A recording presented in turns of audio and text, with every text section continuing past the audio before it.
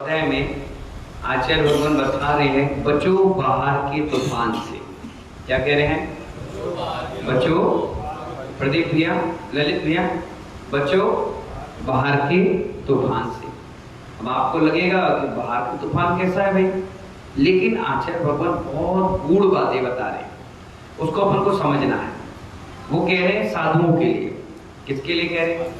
आपके लिए नहीं कह रहे, हमारे लिए कह रहे हैं। अब आप सोचोगे कि जब आपके लिए कह रहे तो आप सुनो, नहीं, भविष्य में तुम कहीं बन जाओ तो तुम्हें सुनना नहीं पड़ेगा, तुम्हें गुनना पड़ेगा और आगे बढ़ना पड़ेगा। तो आचार्य भगवान कह रहे हैं तुमने मौन रखना सीख लिया। क्या रखना सीख लिया? मौन रखना।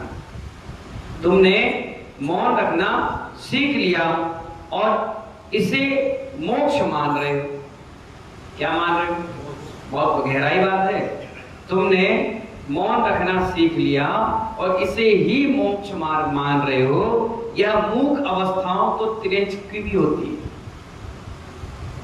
क्या कह रहे हो? जैसे आप ये सोचते हो हमने मंदिर बना लिया, हमने मकान बना लिया, हमने धर्मशाला बना ली, हमने संत भवन बना लिया और अहंकार में हमने बहुत बड़ा काम कर लिया, हम इसके अध्यक्ष बन गए, हम उसके अध्यक्ष बन गए, हम इधर सेवा कर रहे हैं, हम यहाँ आहार दे रहे।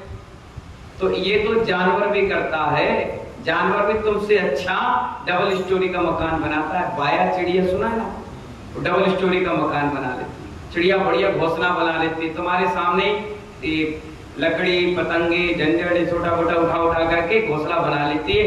तुम अपने खुद के लिए मकान नहीं बना पाते, किराए में रहते हो, अपने लिए सब कुछ बना लेती है। तो उसमें और तुम्हारे में फर्क क्या रह गया? आचार्य कह रहे हैं मौन रहना ही मोक्ष थोड़ी ना है। तुम कहते मैं मौन रहता हूं तो कोई दुख थोड़ी ना लगा लिया तुमने कि गाय मौन रहती, चिड़िया मौन रहती, सांप कुछ बोलता नहीं, मेढक कुछ बोलता नहीं, किसी से बात कर नहीं रहा है, कुछ नहीं। उसके और तुम्हारे में क्या फर्क है? कोई फर्क बताओ ना। इतने मोक्ष चले जाओगे, कपड़े उतार लिए तो जानवर भी नहीं पहनता, जानवर भी नहीं पहनता, उसमें क्या फर्क पड़ गया? तो आचार्य कहते हैं तुमने मौन रखना सीख लिया तो ये मोक्ष थोड़ी ना हो गया। यहाँ मूक अवस्था तो तिरंज के अंदर भी हो सकती है। शब्द नहीं बोलते हो, शब्द नहीं बोलते हो, इच्छाएं तुम्हारी बोलती है। क्या कह रहे हैं? शब्द नहीं बोलते हैं लेकिन इच्छाएं तुम्हारी बोलती हो, तो मौन कैसा? कई लोग को देखना शब्दों से नहीं बोल रहे लेकिन शब्द लिख लिख करके बोल रहे हैं। अब मौन है तो क्या बताओ, उन लिख के बता रहे लोग। तो लिखना और बोलना बराबर हो गया। कोई इशारा करके बुला रहा इसमें और फिर बोलने में क्या है? वैसे जब बोली लो, इशारा क्यों कर रहे हो? मौन का मतलब मौन, मन की चित्त जो है ना चंचलता, वो बिल्कुल शांत हो जाए, मतलब शांत। इसलिए अपन क्या करते हैं, बंद करके शांति से बैठे रहो। कोई कह अरे हम यहीं बैठ जाएंगे, क्यों बैठ जाओगे? तुम बैठोगे, चार बातें हो, चार बर्तन होंगे, टकराएंगे, जब दूरी हो, अकेले रहने दो, शांति से बैठे रहने दो। तो आचार्य कहते हैं शब्दों से नहीं बोल रहे हो, शब्द लिख लिख करके बोल रहे हो, तो इच्छा तुम्हारी मौन नहीं है, बोलने की हो रही है। किसकी हो रही है? ये तो मजबूरी है, इसलिए मौन हो। अगर तुम्हें छूट दे दी जाए तो दिन भर बकर बकर बकर बकर बकर लगे, अपनी अपनी हाथों किसी की सुनो मत। तो स्लेट पट्टी तो चल रही है, कलम लेखनी तो चल रही है, कहीं पर तो लिख रहे हो, तो फिर मौन नहीं है, तो फिर मौन नहीं है तुम्हारा। हे मित्र, बंदर को मुख होकर सिर हिलाना शोभा देता है?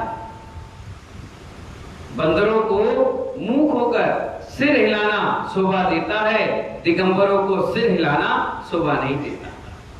बंदरों को मौन रहकर सिर हिलाना शोभा देगा कि भाई वो बोलते नहीं है, लेकिन दिगंबर, देखो बंदर और दिगंबर कितना अच्छा शब्द निकाला कि बंदरों को सिर हिलाना शोभा देता है, लेकिन दिगंबरों को सिर हिलाना शोभा नहीं देता है। बंदर मूक है, तिर्यंच है, आप नहीं हो। क्या? बंदर तिर्यंच है, मूक है, इसलिए वो इशारा कर रहा है, बुला रहा है, दौड़ रहा है, भाग रहा है, हिल रहा है, लेकिन साधु तो नहीं। जब मंच पे बैठे तो गंभीर बैठे, शांत। अब यूं बैठा, ये क्या कर रहे? भगवान ऐसे बैठते, तुम कौन हो? भगवान के रूप में हो, छोटे रूप में हो, ये अच्छा लग रहा है? ये क्या? एक दिन हो जाए चल जाए, तू तो रोज के नाटक बना रखा, ये नहीं चलेगा। ऐसे बैठे शांत बैठो, पढ़ते रहो, जाप करते रहो, निगाह नीचे रखो, अच्छे से रहो। एक आध बार चलो देख लिया, नहीं फिर नीचे कर लो। अखबार ये क्या है? ये अच्छा लगा? क्या है? बंदर और तुम्हारे में क्या फर्क पड़ा? आचार्य कहते हैं कि दिगंबर और बंदर कितना बड़ा फर्क है। तो इसलिए आचार्य कह रहे हैं, हे ज्ञानी, आप दिगंबर हो, मुनि हो, मुंह से बोल नहीं रहे हो, सिर हिला हिला के बातें तो कर रहे हो। क्या कर रहे हो? सिर हिला हिला के बातें तो कर रहे हो। यह तुम्हें शोभा नहीं देता। भैया जीवन में तो चंचल चित्त है। जीवन में क्या है नवीन भाई? चंचल चित्त है। तो बाहरी जीवन जी रहे हैं हम तो। कैसा जीवन जी रहे हैं? बाहरी जीवन जी रहे हैं। यदि वे भी सुधार करते हैं तो प्रशंसनीय है, जिससे जीवन भर अध्यात्म की बात हो, तत्व निर्णय की बात हो। जिनको बाहरी आडंबर पसंद हो, उन जीवों को आडंबरों की ओर रुझान बढ़े, वो वे घोर निंदा के पात्र हो जाते हैं। इसलिए ये जो अपन सिर हिला रहे, इशारे कर रहे हैं राजू भाई कपड़े वाले, ये दिगंबर साधु को शोभा नहीं देता। इसलिए आप देखिए, मैं क्या बोलता हूँ, आप तो पर्ची दे दो। क्या आप पर्ची दे दीजिए, मेरे कान में बोलने की आवश्यकता नहीं। लोग क्या देखेंगे? कैमरे लगे, फोटो लगे, पता नहीं आप कान में क्या बोलो। और खास तौर से लेडीज आ जाए, अरे भैया बिल्कुल दो, अमीन जी आप तो पर्ची बना के भेज दो, कागज रखें, डायरिया हैं, आप तो बना कर भेज दो, मैं पढ़ूंगा, मुझे लगेगा तो मैं कह दूंगा, और नहीं लगेगा तो मैं कहूंगा बाद में बात करें। चलो भगवान से सीधी बात है। एक प्रशंसनीय, एक गरिमामय। देखो मोदी जी के कान में कोई बोलता है जाके, पूरा लिखित व्यवस्थित आता है। कोई बोलने लग जाए अगर कान में तो कैसा लगेगा?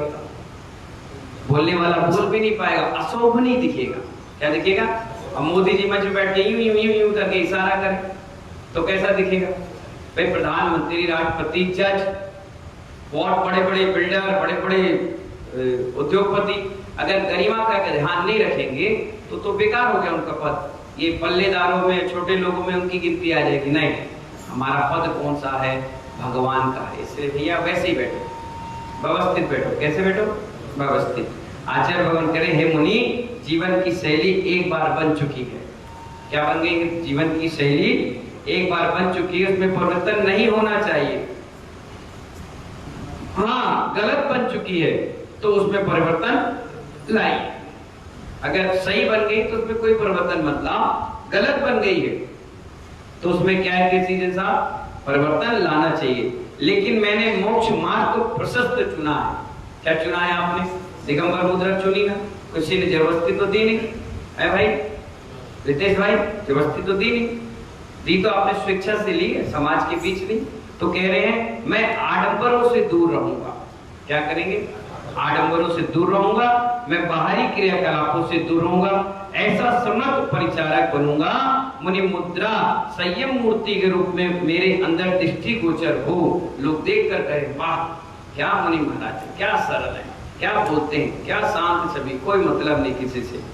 ऐसे चारित्र का पालन करने से परिणाम हो, ऐसा जीव बाहर घूमते मिले तो देखने वाले को भी खेद नहीं होता। आप जा रहे हैं साधु, उनकी मुद्रा देखकर, उनकी बैठक, उठना चलना, उनका आशीर्वाद देना बहुत प्रशस्त अच्छा लगता है, बढ़िया, देख कर लोग खुश होते हैं, तो वो साधु बहुत बढ़िया लगते। भैया बाहर का जो तूफान है, अब आ जाओ पॉइंट पर। बाहर का जो तूफान है वह जल्दी आकर्षित करते हैं। बाहर का तूफान क्या करता है? जल्दी आकर्षित करते हैं। यदि परासित भावों से तू प्रवेश कर गया तो तेरे संयम के उद्यान नष्ट हो जाएंगे। क्या हो जाएंगे? तेरे संयम के उद्यान नष्ट हो जाएंगे। विशुद्धि का दली वन धराशायी हो जाएगा। चारित्र की सुगंध के चंदन नष्ट हो जाएंगे। तूफान के दिन बहुत दिन नहीं टिकते हैं, लेकिन जब भी तूफान आए हमारे बाहर का, उसमें हमें हर तरीके से मजबूती से खड़े रहना। आएंगे विकल्प, आएंगे संकल्प आएंगे, लेकिन अपन को उस पद की, उस व्यवस्था की गरिमा बनाकर रखोगे तो बाहर के तूफान से बचते रहोगे और एक दिन भगवान महावीर स्वामी की बताए हुए मार्ग पर अग्रसर हो जाएंगे। ऐसी मंगल भावनाओं के साथ सभी को बहुत बहुत आशीर्वाद। जय बोलिए महावीर भगवान की।